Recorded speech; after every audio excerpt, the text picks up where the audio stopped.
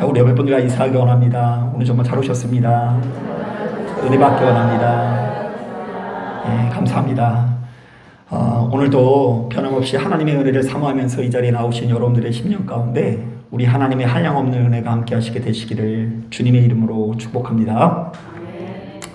자, 이번 주일은 이 종려주일로 지킵니다. 자, 이날은 우리 주님께서 십자가 사역을 완성하시기 위해서 예루살렘 도성에 낙이 타고 들어오신 것을 기념하는 날인데요.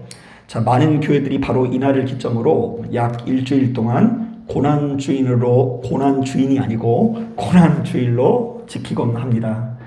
자, 그래서 이제 많은 분들이 이번 한 주 동안은 한 끼씩 금식도 하시고요. 그리고 평소보다 더 기도도 하시고 말씀을 조금 더 많이 보시면서 스스로의 경건을 위해서 더 땀을 흘리곤 하는데요. 아무쪼록 이 교회의 거룩한 전통에 동참하셔서 이번 한 주 동안 더욱더 큰 은혜 가운데 머무시기를 주님의 이름으로 축복합니다. 자, 그런데 이제 한 사람의 평범한 목사로서 이 종려주일에는 거의 항상 같은 본문을 가지고 말씀을 전할 수밖에 없거든요. 그래도 이제 부활에 관한 말씀은 좀 더 많고 이제 고난에 관한 말씀은 많은데 그 낙이 타고 들어오시는 이 본문을 가지고 항상 이제 해마다 똑같은 본문을 가지고 말씀을 전하다 보니까 좀 애로사항이 있는데 아무쪼록 성령께서 함께 하시사 오늘 이 예배 가운데 큰 은혜, 새로운 은혜를 부어주시는 저와 여러분 되기를 주님의 이름으로 축복합니다. 아멘. 자, 오늘 우리가 읽은 이 본문은요, 자, 이 시대를 살아가는 우리들에게는 굉장히 생소할 수 있지만 바로 이 성경이 쓰여진 시대의 사람들에게는 매우 익숙한 풍경이었다고 합니다. 자, 왜냐하면 이 본문의 내용은 전쟁에서 나라를 구한 개선 장군이나 왕에게 베푸는 개선식의 형태를 가지고 있기 때문입니다. 자, 먼저 13절을 보면 백성들이 예루살렘에 입성하시는 예수님께 무엇을 흔들었다고 하죠? 종려나무까지를 흔들면서 환영했다고 하는데요. 바로 이 종려나무가 영광과 승리 등을 상징하기 때문에 자, 개선 장군을 환영할 때 사용하는 아주 전형적인 도구였다고 합니다. 자, 또한 백성들은 소리를 높이면서 호산나라고 외쳤다고 하는데요. 바로 이 말도 역시 오 구원해 주시옵소서라는 뜻으로서 나라를 구한 영웅들에게 보내는 찬사에 해당된다고 합니다. 자, 그러니까 본문에 나오는 풍경은 참으로 영광스러운 모습이 아닐 수 없는데요. 자, 주님께서 모든 이스라엘의 기대를 한 몸에 받고 있는 장면이라고 할 수 있는 것입니다. 사실 그도 그럴 만한 것이 주님께서 그동안 얼마나 놀라운 표적을 행하셨습니까? 자, 무수히 많은 병자들을 치유하시고 귀신들을 고치셨다라는 이야기, 귀신들을 물리쳤다라는 이야기가 그 백성들에게 전해옵니다. 자, 심지어 물고기 2마리와 떡 5개로 수천 명을 먹이시는 기적을 행하셨다라는 소문도 듣게 됩니다.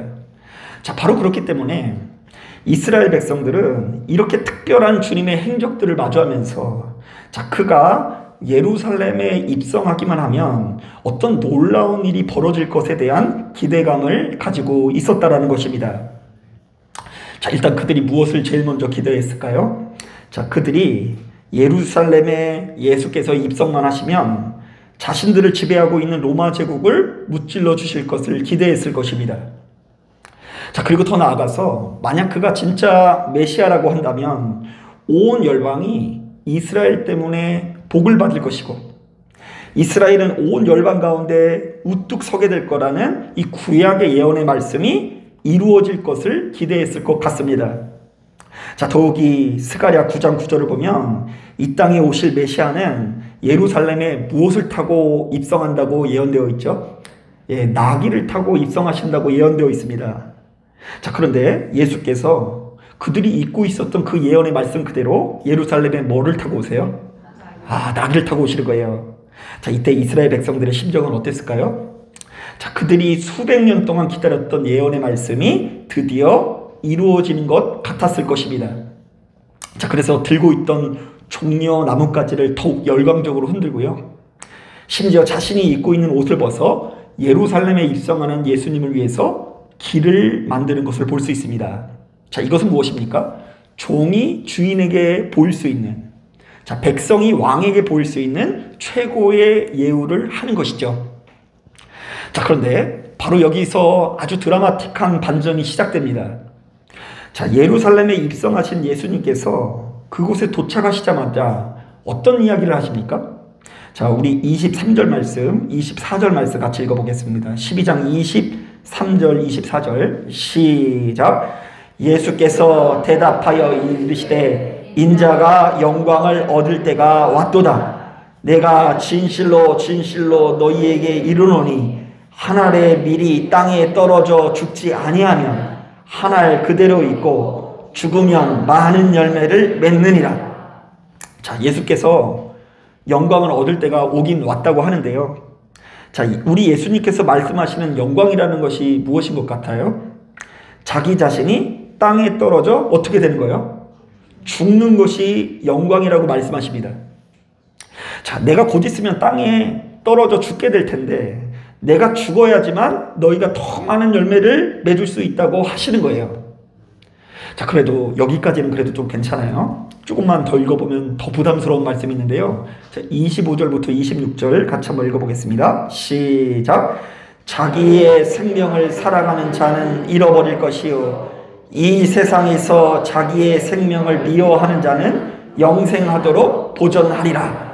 사람이 나를 섬기려면 나를 따르라. 나 있는 곳에 나를 섬기는 자도 거기 있으리니 사람이 나를 섬기면 내 아버지께서 그를 귀히 여기시리라. 자, 우리가 주님의 제자가 되기 위해서는 어떻게 해야 된다고 이야기하죠?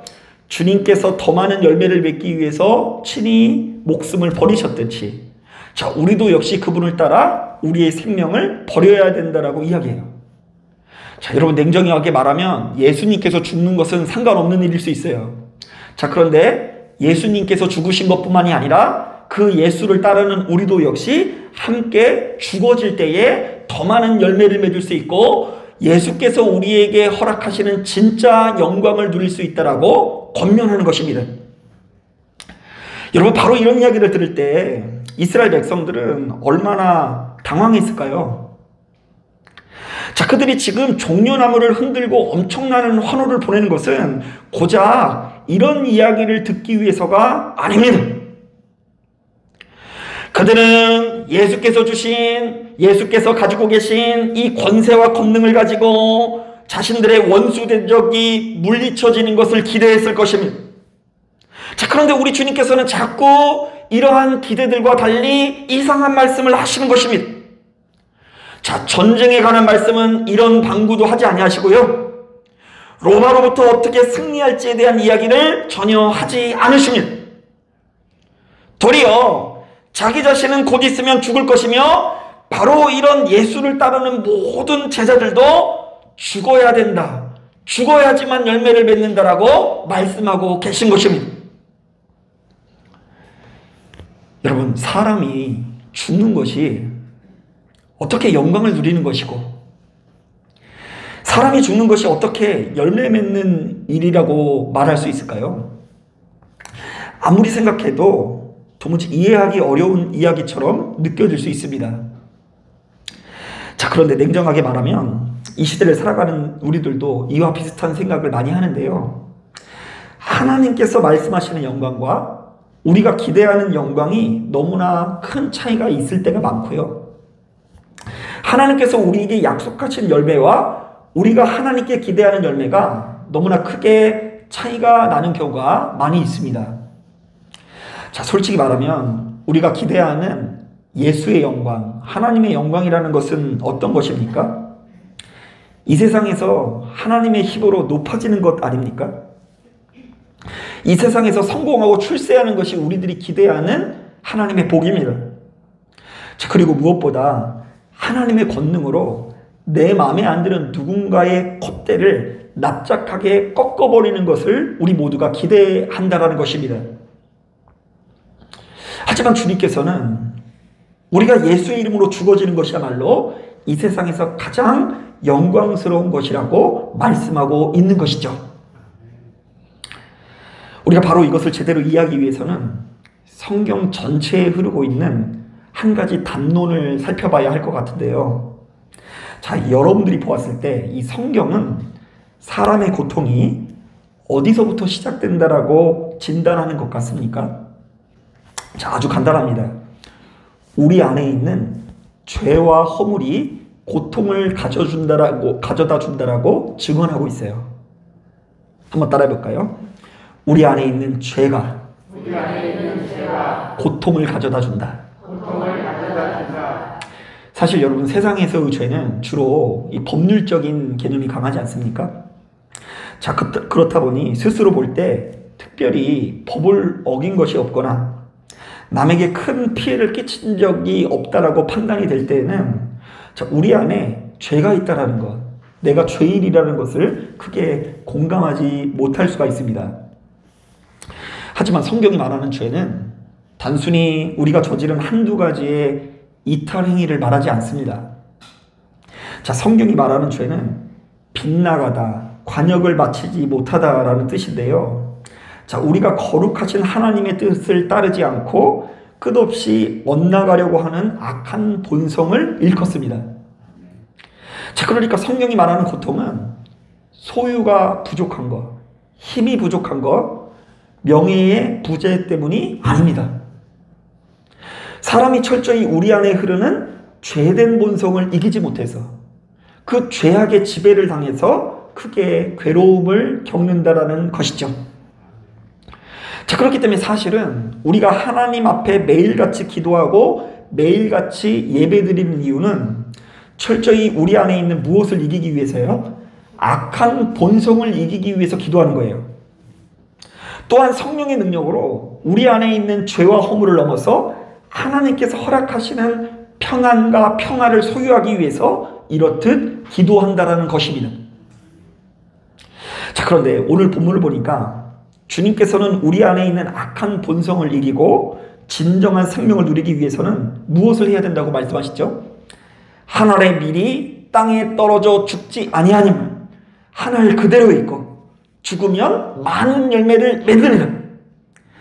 자기의 생명을 사랑하는 자는 잃어버릴 것이요 이 세상에서 자기의 생명을 미워하는 자는 영생하도록 보존하리라. 자, 이것은 결국 무엇을 말하는 것일까요? 우리가 예수를 믿고 구주를 영접했으니 우리의 자아가 죽어지는 과정이 동반되어야 한다는 것입니다. 자, 갈라디아서 2장을 보니까 사도 바울도 이와 비슷한 이야기를 합니다. 내가 그리스도와 함께 십자가에 못 박혀 죽었나니 그런즉 이제는 내가 사는 것이 아니요 오직 내 안에 그리스도께서 사시는 것이라.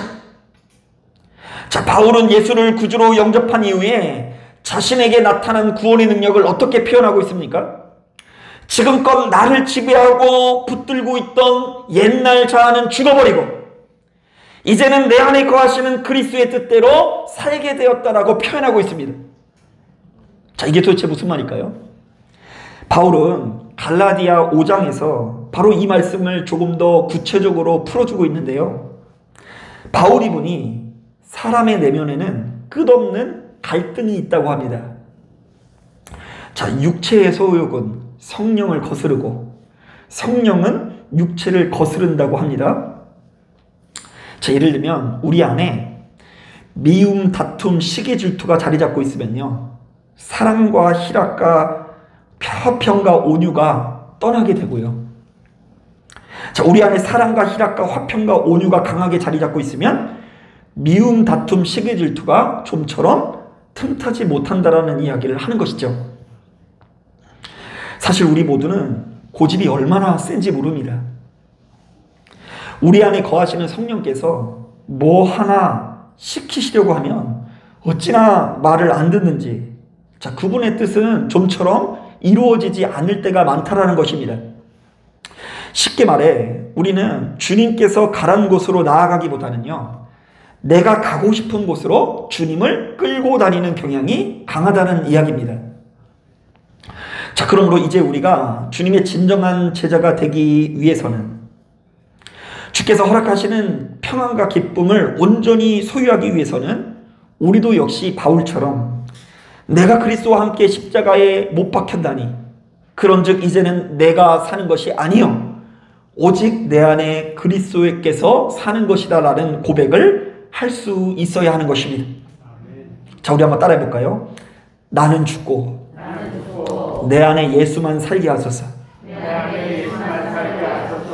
자, 그렇기 때문에 이번 시간에는 오늘 우리가 읽은 본문의 전후 문맥을 고려해서 우리의 자아가 죽어지는 것이 무엇인지를 함께 나누어 보려고 하는데요. 자, 먼저 첫 번째로 나의 자아가 죽어진다는 것은 내가 지금껏 가장 소중하게 여기던 무엇인가를 하찮게 여기게 되었다라는 의미가 담겨 있어요. 한번 따라해 볼까요? 내가 지금껏 가장 소중히 여기던 것을 하찮게 여기게 되었다. 사실 오늘 우리가 읽은 본문 바로 앞에 부분을 보면 향유 옥합을 깨트리는 마리아 이야기가 나옵니다. 자, 마리아는 갑자기 지극히 비싼 향유 옥합, 순전한 나드 한 근을 가져다가 예수님의 발 앞에 깨트리는데요. 자, 그 향유 옥합이 얼마나 값비싸고 좋은 것인지 그 옆에 있던 가룟 유다는 펄쩍 뛰면서 화를 냅니다. 자, 이것을 300데나리온에다 팔아 가난한 자들에게 주면 얼마나 좋은 일을 많이 할 수 있겠느냐. 자, 그런데 어떻게 이렇게 무모한 일을 벌이느냐면서 이 마리아를 향해서 핀자를 줍니다. 자, 그도 그럴 만한 것이 이 300데나리온이라고 하니까 별로 와닿지가 않죠. 자, 그런데 이것이 이 노동자들의 연봉 정도라고 이렇게 말할 수 있는데요. 자, 오늘날로 따지면 적게 잡아도 한 3,800만 원 정도의 가치가 있다고 합니다. 자, 그렇다고 한다면 이렇게 비싼 향유를 몇 방울 정도 좀 짜가지고 예수님의 발에 이렇게 발라주는 것도 대단한 헌신이라고 할 수 있죠. 자, 그것만 해도 수십만 원의 값어치가 있으니 그것 자체가 참 격식 있는 대우인 것입니다. 자, 그런데 이 마리아가 얼마나 무모한지 모릅니다. 수천만 원짜리 향유 옥합을 단박에 깨트려서 우리 주님의 발 앞에 부어버리는 것입니다. 자, 마리아는 도대체 왜 이렇게 무모한 행동을 보인 것일까요? 자, 성경은 이 말씀을 통해서 오늘날 이 시대를 살아가는 우리들에게 굉장히 중요한 메시지를 전하는데요. 자, 마리아가 예수를 믿고 그분을 구주로 영접하게 되면서 그녀가 지금껏 가장 소중하게 여기던 향유 옥합이 참 별거 아닌 것처럼 느껴지게 되는 경험을 하게 되었다는 것입니다. 자, 그래서 자신의 인생에서 그 무엇과도 바꿀 수 없는 예수 그리스도를 위해서 별거 아니고 하찮은 향유 옥합을 깨트리게 되었다라고 증언하고 있어요. 여러분, 우리가 예수 믿고 그분의 제자가 되었다는 것은 바로 이런 의미가 있습니다. 우리가 예수님의 제자가 되었다는 것은 우리가 예수님의 이름을 강력하게 불렀더니 세상에 많은 사람들이 받지 못했던 부와 명예를 받게 되었다라는 의미도 있지만, 자, 우리 안에 예수를 믿게 되면서 지금껏 내가 가장 소중히 여기던 무엇인가가 하찮게 되는 역사가 나타났다는 것입니다. 우리가 일전에 크게 여기던 동이나 명예나 권세에 대한 집착을 버리게 되었다는 의미가 있고요. 세상 즐거움을 뒤로하게 되었다는 의미이고요. 그 무엇보다 내 안에 있는 자부심이 완전히 무너지게 되었다는 의미로 해석해 볼 수가 있는 것입니다. 일전에는 내가 좋은 학벌을 가졌다라는 자부심이 있었습니다. 일전에는 내가 좋은 직장을 다닌다는 자부심이 있었습니다. 또한 그 직장에서 누구보다 땀을 흘렸더니 빠른 승진을 했다라는 것에 대한 자부심이 있었습니다. 일전에는 괜시리 내가 내 주변 사람들에게 꽤 괜찮은 사람이라는 자부심이 있을 수 있고요. 어쩌면 내가 참 기도 많이 하는 사람이요, 하나님 앞에 괜찮은 신앙인이라는 자부심을 가지고 있었을 수도 있다는 이야기입니다. 그러나 우리가 참 진리이시는 예수님을 만나고 예수는 그리스도시요 살아계신 하나님의 아들이라는 믿음이 생기고 보니 바로 이러한 자부심이 무너지는 경험이 나타나게 된 것입니다. 자, 저는 바로 이것을 내려놓음이라고 부르고 싶은데요.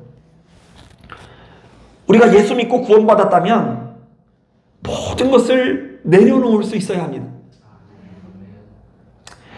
예수 때문에 물질에 대한 집착을 내려놔야 하고요. 예수 때문에 남편이든 아내든 자녀든 간에 사람에 대한 집착을 내려놔야 합니다.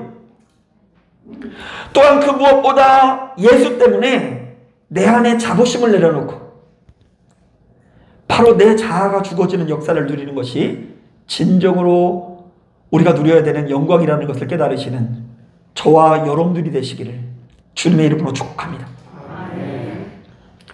그런가 하면 두 번째로 나의 자아가 죽어졌다는 것은 이제부터 우리들은 우리 주변에 있는 누군가를 나의 성품과 기질대로 대하는 것이 아니라 그리스도의 사랑으로 대하기 위해서 노력하게 되었다라는 의미가 담겨져 있어요. 한번 따라해 볼까요? 나는 이제 누군가를 그리스도의 사랑으로 대한다. 자, 그래서일까요?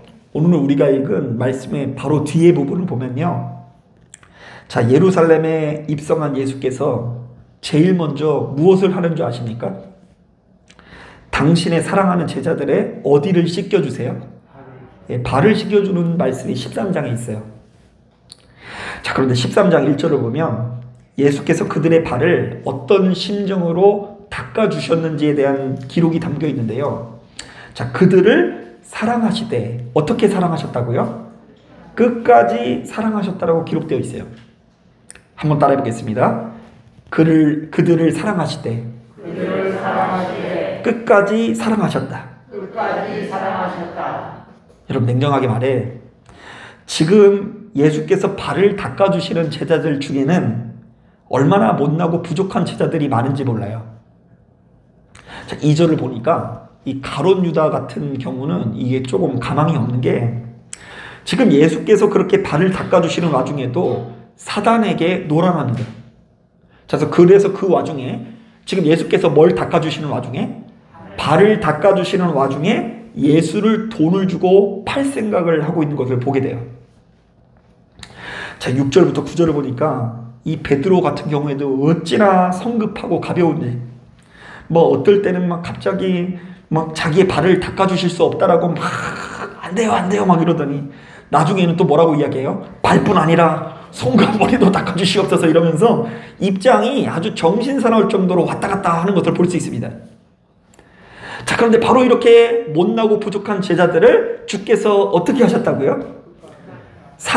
그들을 사랑하시되 어떻게 사랑하셨다? 끝까지 사랑하셨다. 자, 그러니까 여러분, 어떤 면에서 지금 이 강단에서 제가 이렇게 말씀을 전할 수 있는 이유가 무엇 때문인 줄 아세요? 하나님께서 저를 사랑하시되 끝까지 사랑하셨기 때문이고요. 지금 이 자리에 참석한 여러분들이 다른 세상 권세에 지배당하지 않고 이 자리에 앉아서 이렇게 신실하게 예배드릴 수 있는 이유는 우리의 어떠함 때문이 아니요. 하나님께서 우리를 사랑하시되 어떻게 사랑하셨다? 끝까지 사랑하셨기 때문인 것입니다. 자, 그런데 또 부담스러운 이야기가 또 하나가 담겨 있는데요. 14절부터 15절 보니까 이런 말씀이 있어요. 우리 같이 한번 읽어볼게요. 13장 14절 15절 시작. 내가 주와 또는 선생이 되어 너희 발을 씻었으니 너희도 서로 발을 씻어주는 것이 옳으니라. 내가 너희에게 행한 것 같이 너희도 행하게 하려 하여 본을 보였노라. 자, 이게 무슨 이야기입니까? 내가 너희를 끝까지 사랑했으니 너희도 역시 주변 사람들을 어떻게 하라는 것이죠? 끝까지 사랑하는 사람이 되라고 명령하는 것입니다. 자, 사랑하는 여러분, 바로 이것이야말로 예수 믿는 우리들에게 주어진 십자가 중에 십자가인 것입니다. 자, 우리가 하나님 앞에 우리가 가장 소중히 여기던 제물을 바치는 것도 십자가이고, 우리가 우리의 바쁜 시간을 쪼개서 하나님 앞에 예배드리는 것도 십자가이지만 궁극적으로 이 십자가에 담겨진 의미는 사랑인데요. 내가 도무지 사랑할 수 없는 사람, 도무지 용납할 수 없는 사람, 도무지 마음에 품을 수 없는 사람을 사랑할 뿐만이 아니라 끝까지 사랑하는 것이 진짜 능력이라고 증언하는 거예요. 여러분, 제가 신학교 다닐 때 그 인도로 단기 선교를 한 15일 정도 나갔다가 조동욱 선교사님이라는 분을 만나게 되었는데요. 자, 이분은 약 20여 년 동안 인도에서 사역을 하시다가 제가 만났을 때만 해도 인도에서 사역을 하시던 분이었는데, 자, 지금은 그 인도에서 추방당하고 네팔에서 그 인도에 있는 사람들을 위해서 사역을 하시는 분입니다. 근데 하루는 이분이 한국에 있는 동역자들에게 이런 편지를 보내신 적이 있습니다. 한번 제가 그 편지글을 읽어볼게요. 저를 위해서 기도 좀 많이 해주시기 바랍니다. 특별히 모든 사람을 더욱 깊이 사랑할 수 있도록 기도해 주시기 바랍니다.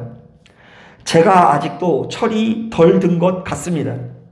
제가 사랑하는 이곳에는 어려운 일, 힘겨운 상황이 많이 생깁니다. 그런 일들 뒤에는 덫에 걸려 나무에 매달린 짐승을 잡아먹지 못해 안달하며 나무 밑을 어슬렁거리는 큰 짐승처럼 저를 괴롭히는 사람들이 많습니다. 제가 저들을 미워하지 않는 정도의 믿음은 얻었습니다. 감사하죠. 제게는 저들을 미워할 시간도 없을 뿐더러 그럴 마음이 생기지도 않습니다. 자, 그러나 더 너그럽게, 더 다정하게, 더 부드럽게 저들을 품어주고 격려해주지 못하는 저를 발견하게 됩니다. 나를 향한 이유 없이 미워하는 마음에 감동을 안겨 저들의 미움의 줄을 스스로 풀어놓을 정도로 나의 사랑이 큰 위력을 가지지 못한다라는 사실이 안타까울 뿐입니다. 정말 큰 사랑, 아무나 아무 것이나 녹여내릴 수 있는 녹익을 사랑을 가질 수 있도록 기도 부탁드립니다. 제가 참 마음이 괴롭습니다. 자, 지금 이 선교사님의 고민이 무엇인 줄 아시겠습니까? 자, 이분은 놀랍게도 무려 한 20년 이상의 선교 사역을 통해서 자신을 이유 없이 괴롭히는 현지인들을 미워하지 않을 수 있는 능력을 배웠다고 합니다. 사실 이것도 참 대단한 능력이죠.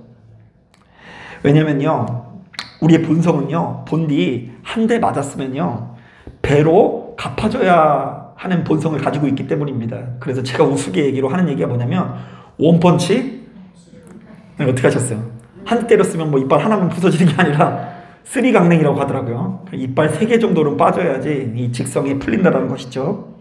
100번 양보해서 받은 대로는 돌려줘야지 직성이 풀립니다. 안 그러면 잠 못 자요. 이게 막 왔다 갔다 거려가지고 막 병이 나게 돼 있습니다. 자, 그런데 그런 본성을 뛰어넘어서 나에게 악을 행하는 자를 미워하지 않는다라는 것은 그야말로 대단한 능력이 아닐 수 없습니다. 자, 그런데 그럼에도 불구하고 이 선교사님 마음속에 자꾸만 괴로움이 생긴대요. 이거 누가 주시는 마음이에요? 성령께서 주시는 마음인데요. 자, 그들을 미워하지 않는 정도가 아니라 더 아껴주지 못하고 그들을 품지 못하는 것에 대한 괴로움이 생긴다라는 고백을 하십니다. 그래서 저들의 미움의 줄을 스스로 풀어놓을 정도로 자신의 사랑이 큰 위력을 가지지 못한다는 사실이 괴로워서 하소연을 하는 것입니다. 자, 저는 한동안 이 편지글을 읽고 마음이 참 무거웠는데요. 왜냐하면 제 자신이 너무나 부끄러웠기 때문입니다.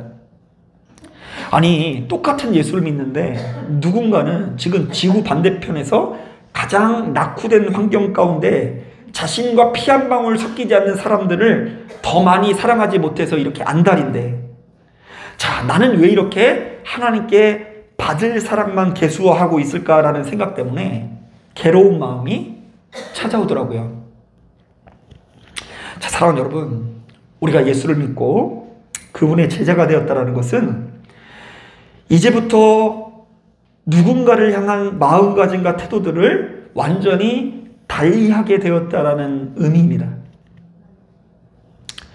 이제부터는 우리들은 누군가를 나의 마음이 아니라 그리스도의 마음으로 대하기 위해서 노력해야 되고요. 누군가를 사랑하되 끝까지 사랑하는 사람이 되기 위해서 노력해야 되는 것입니다. 물론 어려워요. 안 됩니다. 우리에게 그럴 만한 실력을 가지고 있지 않아요. 그러나 나의 주인 되시는 누가요? 예수께서 우리에게 그렇게 명령하시고 베풀어 주셨기 때문에 나도 역시 그렇게 노력하는 것이 진짜 십자가의 사역이라는 것입니다. 우리가 기도하다 보면 실제로 바로 그러한 역사를 경험하게 됩니다. 일전에는 도무지 참을 수 없고 용서할 수 없고 미움, 다툼, 시기, 질투에 놀아나던 내가 나의 심령을 다스리는 경험을 하게 되고요. 예전에는 나의 성질껏 누군가를 미워하고 공격했거든요. 설령 내가 누굴 미워하다가 병이 나는 한이 있더라도 끝까지 물러나지 않고 미워했습니다. 사람의 본성이 대단하죠. 내가 병이 나는 한이 있더라도 끝까지 내가 어떻게 하겠다고요? 미워하겠다. 꺾겠다. 자, 그런데 기도하다 보니 성령께서 그런 나의 마음을 바꾸시는 거예요. 눈앞에 있는 그 못난 사람을 불쌍한 눈으로 바라보게 하시고 나도 역시 그 못난 사람과 크게 다르지 않다라는 것을 발견하게 되는 것이죠. 자, 그런데 이것은 사실은 그 사람을 위해서가 아니라 누굴 위해서요? 나를 살리기 위해서 명령하시는 거예요. 저도 목회를 하면서 수시로 그런 경험을 하는데요. 이전에는 그렇게 누군가를 사랑하고 용납하는 것이 참 힘든 일이었는데요. 이제는 하루라도 빨리 용서하는 것이 가장 지혜 있는 태도라는 것을 뼛속 깊이 깨닫습니다. 이거 누구 미워하는 것도요, 보통 일이 아닙니다. 뼈가 삭는 거예요. 밤에 잠을 못 자요.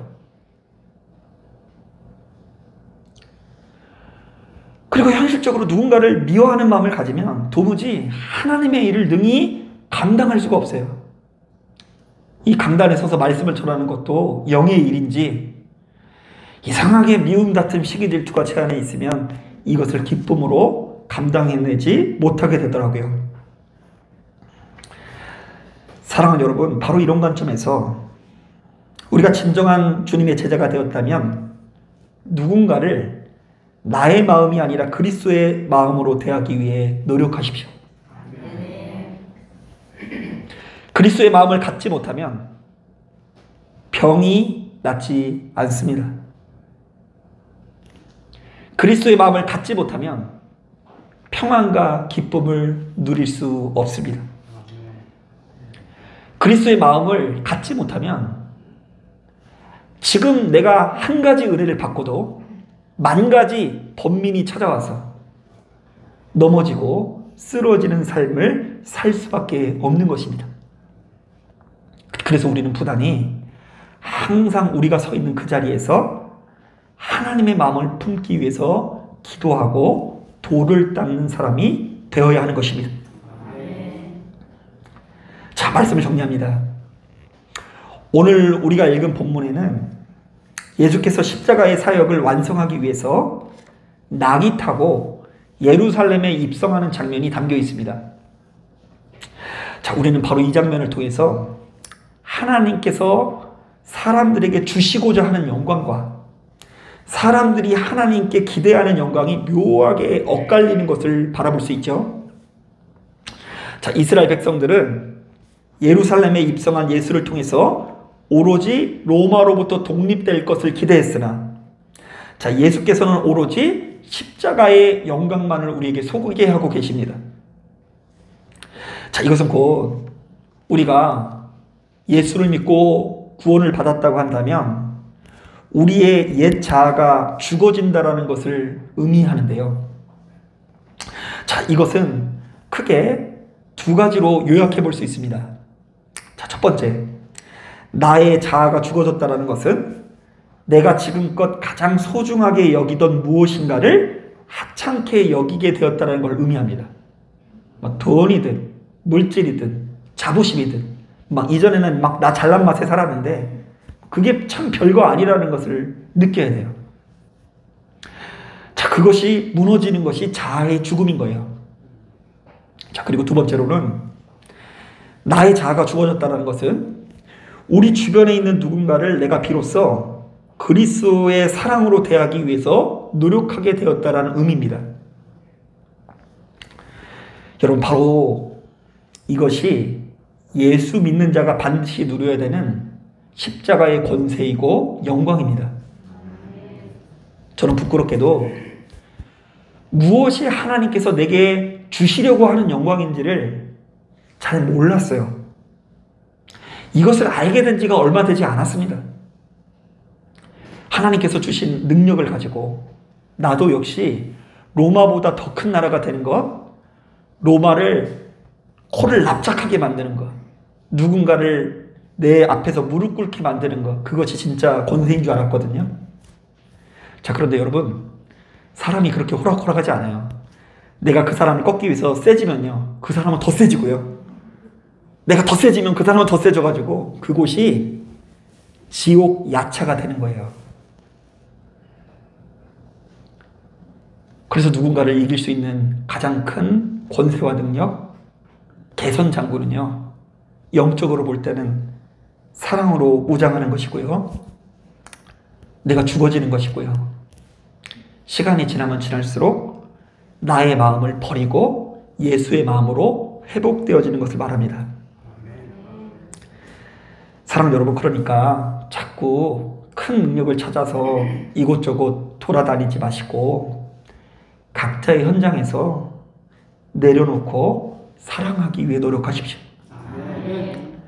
그거 가지고 씨름하는 것이 진짜 영성이고, 바로 그것을 온전히 누르는 것이 하나님께서 우리에게 주시기로 한 진짜 영광, 예수 생명이라는 것을 깨달으시는 저와 여러분들 되시기를 주님의 이름으로 축복합니다. 아멘.